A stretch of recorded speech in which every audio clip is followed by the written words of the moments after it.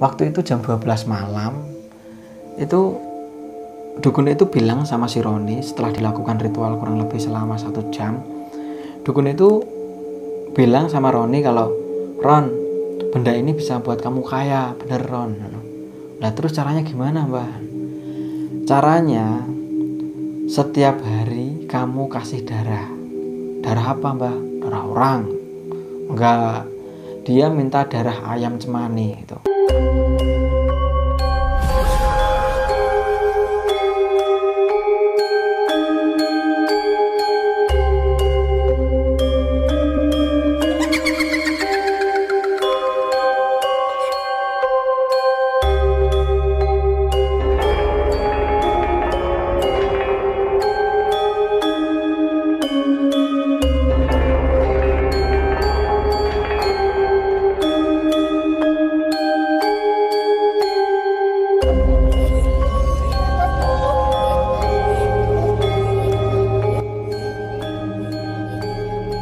Selamat datang di Mr. Manyun.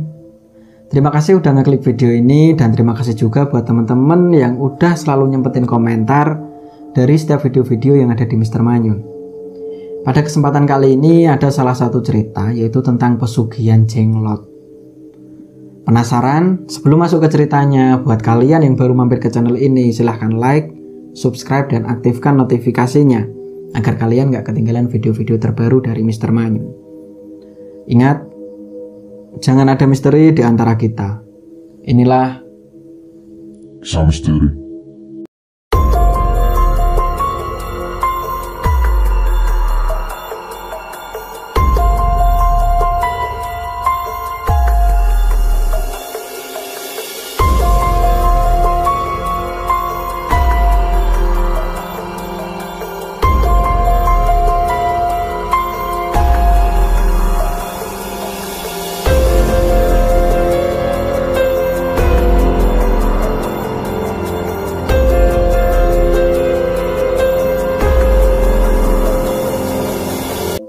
Assalamualaikum warahmatullahi wabarakatuh. Terima kasih buat teman-teman yang udah setia menemani Mr. Manyun atau mantengin semua video yang ada di Mr. Manyun. Semoga kalian semua selalu diberikan kesehatan dan dilancarkan rezekinya. Amin ya robbal alamin. Nah, kali ini aku ada satu cerita, yaitu tentang kisah seseorang yang memiliki pesugihan jenglot. Nah, jadi kejadian ini kurang lebih sekitar 4 tahun yang lalu. Jadi awalnya ada seseorang yang bernama Roni. Nah, Roni itu dulunya itu orang nggak punya. Jadi dia itu hobinya itu memancing. Dan mancingnya itu nggak tanggung-tanggung. Dia mancing sampai ke luar daerah, bahkan di sungai-sungai yang angker. Nah, waktu itu kalau nggak salah itu hari Jumat, waktu si Roni ini mancing gitu ya, tiba-tiba kurang lebih sekitar jam 9 malam, dia itu melihat cahaya yang warnanya itu merah, dan cahaya itu tiba-tiba itu jatuh kurang lebih sekitar 3 meter dari tempat dia mancing. Dengan adanya benda itu, saking penasarannya ya waktu itu, Roni akhirnya melihat kan, apa sih itu gitu. Akhirnya diambillah benda itu. Tapi ketika diambil gitu, cahayanya merah itu udah hilang. Jadi yang ada itu cuma benda hitam kenyal, akan tetapi ada bulunya atau rambut. Rambutnya itu cuma beberapa helai gitu aja. Nah, terus benda itu ditaruh saku sama si Roni, dan setelah pulang mancing gitu kan, benda itu nggak diapa-apain. Benda itu malah ditaruh di situ ada kayak buku gitu ya, buku, terus dibuka gitu lembarannya, benda itu dimasukin ke tengah-tengah buku itu, disimpan di situ dan ditaruh rak buku lagi. Nah, kurang lebih sekitar 1 tahun. Jadi si Roni ini sendiri juga lupa kalau menyimpan benda itu yang dia dapat pas waktu dia mancing. Nah, waktu itu pernah waktu ibunya si Roni ini bersih-bersih rumah gitu ya, terus bersih-bersih di rak yang ada bukunya itu, Tiba-tiba buku itu jadi dirak gitu kan, dirak seperti ini. Buku yang harusnya rapat gini ya. Waktu itu bukunya itu kayak membuka gitu loh. Nah, karena saking penasarannya ibunya ya, maksudnya ibu si Roni, diambillah buku itu. Akhirnya dibuka dan ternyata di situ ada benda yang besarnya itu sejari. Nah, di situ kayak muka, ada taringnya, dan kukunya itu agak panjang, dan rambutnya juga panjang. Akhirnya ibunya teriak-teriak manggil Roni. Roni, ini apa, benda apa gitu kan. Akhirnya Roni mendekati ibunya, terus apa sih bu gitu kan. Ini benda apa itu? Kok bentuknya kayak gini, kenyal lagi. Nah, akhirnya si Roni ini tanya sama ibunya, loh ini benda ini di mana bu gitu. Nggak tahu, aku dapat di buku kok, di dalam buku ini. Nah, waktu itu Roni terus kepikiran kalau oh iya, setahun kemarin itu aku pernah nyimpen benda di sini gitu. Dan waktu dulu bentuknya itu masih kecil, sekecil kuaci semangka gitu. Nah, pada waktu itu karena bingung dan penasaran, akhirnya benda itu dibawa ke salah satu orang yang dirasa pintar atau dukun gitu. Nah, kalau nggak salah itu hari Minggu jam 8 malam si Roni ini sampai ke rumah dukun itu. Dia menanyakan, ini apa sih mbah gitu kan. Nah, kemudian si dukun itu bilang, oh kamu dapat dari mana Ron? Nah, kemudian Roni itu bilang, nggak tahu mbah, ini dapat pas aku mancing setahun yang lalu gitu kan. Aku aja yang nyari selama ini nggak dapat malah kamu dapat gitu kan. Lah emang gimana tuh mbah? Ini bisa menjadikan kamu kaya. Si mbah dukunnya bilang seperti itu sama Roni. Wah, akhirnya Roni bilang, wah kebetulan mbah, aku bosen jadi orang miskin gitu. Nah, habis itu si mbah dukunnya itu melakukan ritual yang tujuannya itu komunikasi sama jenglot itu gitu. Waktu itu jam 12 malam itu dukun itu bilang sama si Roni setelah dilakukan ritual kurang lebih selama 1 jam. Dukun itu bilang sama Roni kalau, Ron, benda ini bisa buat kamu kaya, bener Ron. Nah terus caranya gimana mbah? Caranya setiap hari kamu kasih darah. Darah apa mbah? Darah orang? Enggak, dia minta darah ayam cemani itu. Waduh, setiap hari mbah? Iya, setiap malam.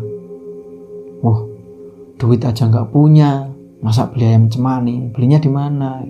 Ada di pasar banyak. Mbah dukun bilang seperti itu. Nah, setelah itu jenglot itu dibawa lagi sama Roni pulang. Nah, besok harinya dia itu mempersiapkan ugo rampe yang selain darah ayam cemani. Jadi si jenglot itu harus ditaruh di atas mangkok atau piring gitu, yang di sampingnya itu ada kopi, kemudian bako lindingan dan jenang. Nah, setelah itu Roni ini karena ibunya itu usaha warung pecel gitu ya. Tiba-tiba usahanya ibunya yang dimiliki ibunya si Roni ini tiba-tiba laris dan lambat laun itu nggak cuma jualan dan pecel aja. Jadi dia itu sampai punya butik, terus punya warung makan yang cabangnya itu di mana-mana. Ibunya si Roni itu. Akan tapi si Roni nggak pernah tahu tentang jenglot itu. Nah, singkat cerita, setelah Roni ini menjadi kaya, jadi di kampungnya Roni itu banyak sekali orang yang punya peternakan, kambing, sapi, gitu, ayam. Nah, entah kenapa hampir setiap hari Jumat itu ada yang hewan ternaknya itu mati. Enggak sapi, enggak kambing, itu hampir setiap malam Jumat itu ada yang mati. Dan matinya pasti di leher hewan yang mati itu pasti ada istilahnya gigitan gitu.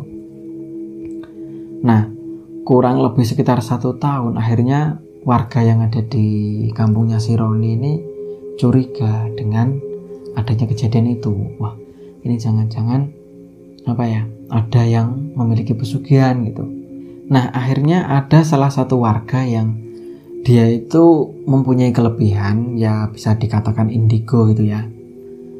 Dia itu masih kecil, waktu itu usianya ya kurang lebih sekitar 10 tahun. Dia itu selalu melihat kalau lewat di depan rumahnya si Roni itu melihat kayak sosok makhluk tinggi besar, rambutnya panjang, punya taring dan kukunya panjang-panjang gitu. Nah, akhirnya dengan seringnya melihat seperti itu, si anak kecil itu bilang sama bapaknya, "Pak, aku itu kalau setiap lewat di depan rumah Bang Roni itu selalu ada makhluk itu gitu. Sosoknya seperti ini gitu." Nah, dengan seperti itu akhirnya bapak dari si anak kecil itu menceritakan ke warga yang lain. Nah, akhirnya semakin tambah curiga dengan keadaan si Roni, semua warga yang ada di kampungnya itu. Nah, karena yang seperti itu nggak bisa dibuktikan dengan kasat mata gitu kan, akhirnya warga ya bisanya cuma berdoa dan menjauhi diri sama si Roni ini dan keluarganya. Nah, akhirnya si warga juga cuma pasrah gitu ya, sampai yang punya hewan ternak itu habis gitu kan. Nah, akhirnya si Roni ini mengetahui kalau hewan ternak yang mati di kampungnya itu ya gara-gara jenglot yang dia miliki gitu. Nah, habis itu dia pergi ke dukunnya lagi, bilang kalau, "Mbah, ini kok warga-warga kok seakan-akan menjauh ya sama aku gitu kan. Dan rumornya itu banyak yang mengira kalau aku pakai pesugihan gitu. Karena banyak ternak-ternak yang mati. Bahkan sampai saat ini nggak ada orang yang memiliki hewan ternak gitu." Nah, akhirnya Mbah Dukunnya bilang kalau, "Wah, kalau di daerahmu udah nggak ada yang punya hewan ternak ya bahaya ini gitu kan." Nah, bahayanya gimana, Mbah? Ya bahaya. Yang jelas setiap harinya masih dikasih darah ayam cemani kan gitu. Tanya Mbah Dukun sama Roni.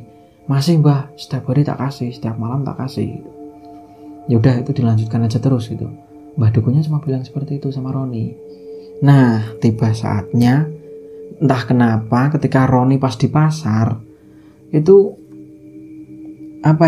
nggak menemukan orang yang jualan ayam cemani. Yang biasanya orang itu mangkal itu ya, atau orang yang jualan ayam cemani itu mangkal di situ. Tiba-tiba dia itu nggak jual ayam cemani. Yang dijual cuma ayam kampung, terus ayam potong gitu, ayam yang putih itu loh. Cuma itu toh. Nah, kemudian seisi pasar itu diuber gitu kan, sampai keluar daerah Roni itu nggak dapat ayam cemani.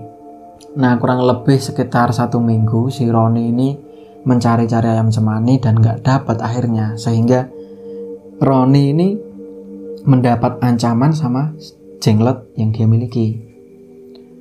Nah, jadi waktu itu kurang lebih habis maghrib, sekitar jam 6 gitu kan, jam 6 setengah 7 gitu kan. Roni ini tiba-tiba melihat sosok jenglot mirip seperti benda yang kecil yang sejari itu, akan tetapi wujudnya itu sangat besar, matanya merah gitu, taringnya itu kayak ada bercak darahnya gitu loh, dan baunya sangat amis. Nah, saking takutnya Roni melihat itu, Roni ini lari menuju rumah si dukun itu. Nah, belum sampai rumah si dukun itu, jadi baru setengah perjalanan itu ya, tiba-tiba si jenglot itu langsung memangsa si Roni dan gigit lehernya. Jadi jenglot itu menghisap darah si Roni. Nah, karena memang perbatasan antar desa dari rumah si Roni sama sang dukun, jadi Roni ini nggak ada yang mengetahui malam itu kalau Roni itu terkapar di situ atau mati di situ. Karena di sampingnya itu banyak tanaman atau alang-alang ya seperti itu. Orang yang lewat juga nggak lihat kalau itu ada jasad Roni. Nah, keesokan harinya akhirnya ada orang di kampung sebelah itu yang mau ke sawah naik sepeda, itu melihat jasad Roni. Akhirnya melihat seperti itu, dia woro-woro gitu ya, atau mengumumkan kalau di sana ada orang mati, di sana ada orang mati gitu. Nah, akhirnya semua warga berbondong-bondong untuk melihat siapa sih yang mati. Nah, akhirnya Roni. Dan matinya si Roni, lehernya sama kayak hewan-hewan peliharaan yang dimiliki warga-warga. Jadi kayak ada luka di lehernya. Nah, habis itu entah kenapa ibunya Roni ini tiba-tiba jatuh sakit, dan sakitnya itu aneh. Dia itu mukanya atau bentuk wajahnya ini tiba-tiba jelek, dan matanya itu kayak iritasi atau sakit memerah gitu, dan giginya itu keluar taringnya, mirip seperti wujud si Jenglot itu. Padahal ibunya nggak tahu menahu tentang Jenglot. Yang jelas dia hanya punya usaha seperti itu dan kaya. Nah, kurang lebih sekitar 2 harian ibunya si Roni juga meninggal dunia. Dan meninggalnya juga sama, kayak ada gigitan di leher. Nah, mungkin itu aja yang bisa aku ceritain tentang orang yang memiliki pesugihan Jenglot. Nah, jadi kalau menurutku, nggak tahu kalau menurut teman-teman ya, mungkin banyak versinya. Jadi pusaka atau pesugihan itu ketika dia nggak memiliki tuan, dia akan selalu mencari tuan, seperti halnya yang dialami si Roni. Jadi dia itu datang lewat mimpi atau datang lewat terbang terus jatuh di sampingnya. Jadi yang namanya jin itu sifatnya ya pembohong atau pendusta dan mengelabui manusia. Nah, kemudian kemana Jenglot si Roni ini gitu kan? Karena Roni udah mati. Jenglot si Roni ini ya terus mencari pemilik atau tuan dengan cara ya yang bermacam-macam itu tadi, entah cara terbang, masuk ke mimpinya manusia. Jadi seperti itu. Yang jelas sifat mutlaknya jin, setan, gaib, entah apa itu dia sifatnya pendusta. Bahkan wujudnya aja bisa berubah-ubah. Kadang tengkorak, kadang ular, kadang pocong gitu. Seperti itu. Nah, mungkin itu aja cerita kali ini. Semoga menjadikan pelajaran buat kita semua. Assalamualaikum warahmatullahi wabarakatuh.